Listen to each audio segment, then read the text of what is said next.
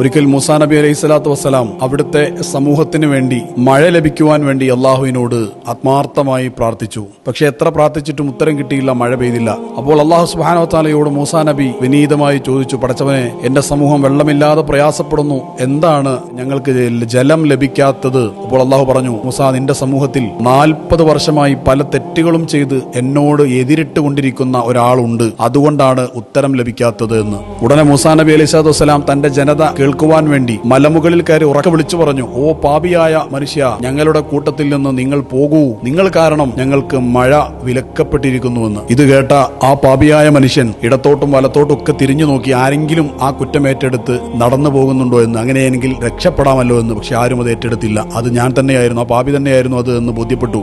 എന്ത് ചെയ്യുമെന്നറിയാതെ ഇങ്ങനെ ചിന്തിച്ചപ്പോഴാണ് പെട്ടെന്നൊരാശയം ആ പാപിയുടെ മനസ്സിൽ ഉദിച്ചത്. കൽബുകൊണ്ട് അവിടെ ഇരുന്നു കൊണ്ട് തന്നെ അല്ലാഹു സുബ്ഹാനഹു വ തആലയോട് ആ പാപിയായ മനുഷ്യൻ തൗബ ചെയ്തു. അങ്ങേയറ്റത്തെ ആത്മാർത്ഥത മുറ്റി നിൽക്കുന്ന കൽബറിഞ്ഞ ഒരു നല്ല തൗബ ചെയ്തു. 40 വർഷമായി തെറ്റ് ചെയ്യുന്ന ആ മനുഷ്യൻ അല്പനേരം കഴിഞ്ഞപ്പോൾ നന്നായി മഴ പെയ്തു. ആ സമൂഹത്തിന് ആവശ്യമായ വെള്ളമെല്ലാം ലഭിച്ചു.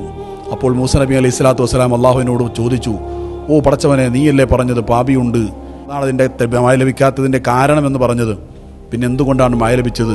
ഉടനെ പറഞ്ഞു, ഓ മൂസ, ആ മനുഷ്യൻ ആത്മാർത്ഥമായ തൗബ ചെയ്തിട്ടുണ്ട്, ഞാനത് സ്വീകരിക്കുകയും ചെയ്തിട്ടുണ്ട്, അതുകൊണ്ടാണ് മഴ ലഭിച്ചത്. അപ്പോൾ മൂസാ നബി അലൈഹി സ്വലാം ചോദിച്ചു, ആ മനുഷ്യനെ എനിക്ക് കാണിച്ചു തരുമോ, അറിയിച്ചു തരുമോ എന്ന്.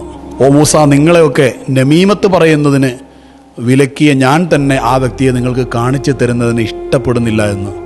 അത്രമാത്രം നേരത്തെ പാപിയായിരുന്ന മനുഷ്യനെ, ആ മനുഷ്യനെ അറിയിച്ചു കൊടുക്കാൻ പോലും ലജ്ജയാണ് പടച്ചവന്. ഒരിക്കലും ഒരാളുടെ തെറ്റും ഒരാളുടെ കുറവും മറ്റൊരാളോട് പറയരുത് എന്നും, അതോടൊപ്പം നമ്മുടെ പാപത്തിൻ്റെ ആധിക്യം നമ്മുടെ സമൂഹത്തെ മൊത്തത്തിൽ ബാധിക്കുന്നതാണ്, ആത്മീയ വളർച്ച ഇല്ലാതാക്കുന്നതാണ്, ഭൗതികമായ അനുഗ്രഹങ്ങളടക്കം തടസ്സപ്പെടുത്തുന്നതാണ് എന്നും ഈ സംഭവം നമ്മളെ ഓർമ്മപ്പെടുത്തുന്നു.